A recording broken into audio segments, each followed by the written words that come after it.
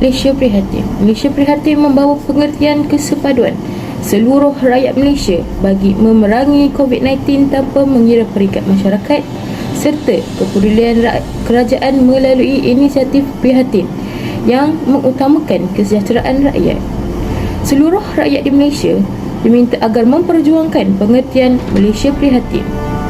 Pengertian ini wajar diperjuangkan oleh semua rakyat, terutamanya dalam usaha memerangi serta memutuskan rantaian penularan wabak COVID-19 demi kelangsungan diri sendiri, keluarga, komuniti, negeri dan juga negara.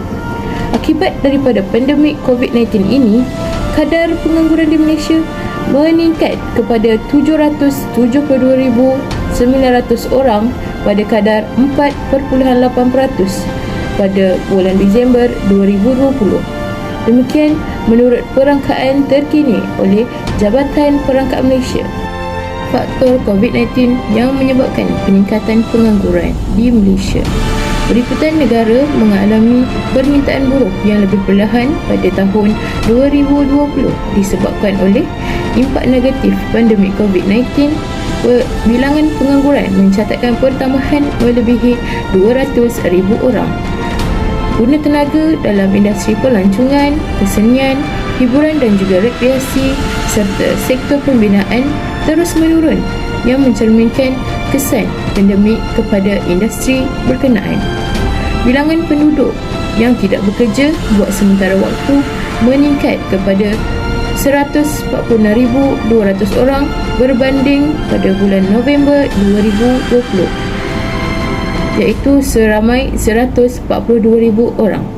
Disebabkan pelaksanaan kawalan pergerakan sepanjang bulan serta cuti persekolahan dan juga cuti perayaan yang singkat. Nama saya Nurul Ala binti Hashim dan saya akan menerangkan tentang kesan-kesan masalah pengangguran kepada individu dan negara. Untuk individu, kuasa beli seseorang individu itu akan menjadi terhad kerana mereka tidak mempunyai sumber pendapatan. Mereka terpaksa bertahan dengan mengharapkan bantuan daripada ahli keluarga ataupun orang terdekat.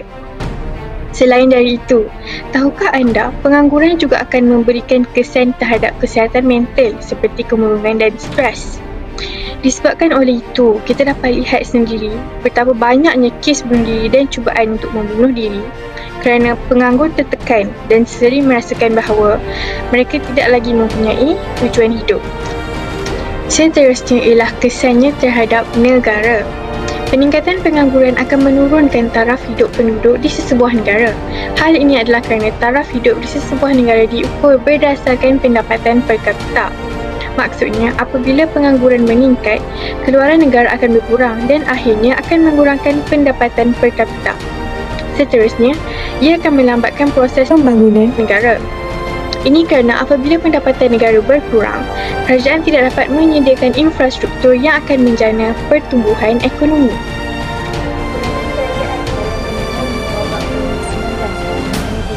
Insentif yang telah dilakukan oleh pihak kerajaan di negara Malaysia.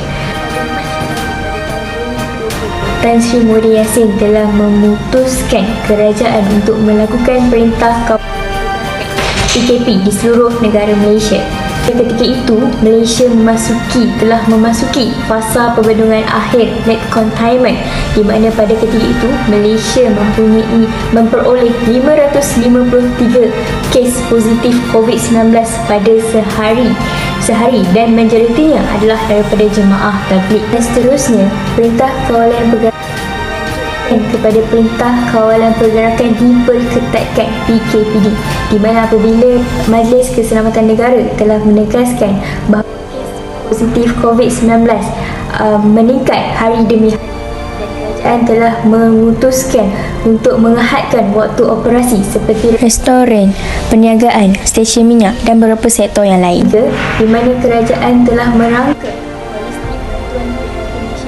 yang mana kita semua tahu seluruh rakyat Malaysia terjejas akibat wabak COVID-19 akan menerima bantuan serta inisiatif yang telah digariskan dalam pakej rancangan ekonomi yang diumumkan oleh pihak kerajaan. Malah bukan itu sahaja, Elang juga akan diberikan kepada seluruh barisan hadapan. Antara peranan masyarakat dalam membantu golongan-golongan yang hilang sumber pendapatan atau hilang pekerjaan ialah kempen Bendera Putih. Kempen Bendera Putih merupakan salah satu kempen yang telah dijalankan oleh rakyat Malaysia sendiri. Sepanjang tempoh PKP, ramai individu yang telah hilang sumber pendapatan dan telah menyebabkan mereka hilang tempat tinggal serta mengalami masalah tekanan perasaan akibat tiada sumber wang untuk membeli barangan keperluan harian. Jadi, individu-individu atau keluarga yang terdesak memerlukan bantuan hendaklah mengibarkan bendera putih di halaman rumah.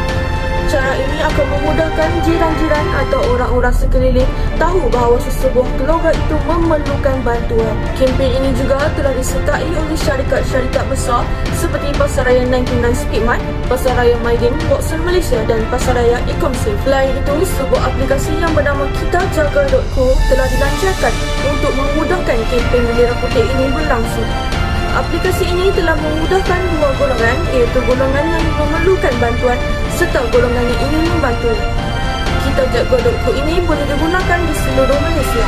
Ini merupakan salah satu kempen bendera putih yang telah dijalankan secara maya, yang telah diinisiatifkan oleh rakyat dengan slogan Kita Jaga Kita, Rakyat Jaga.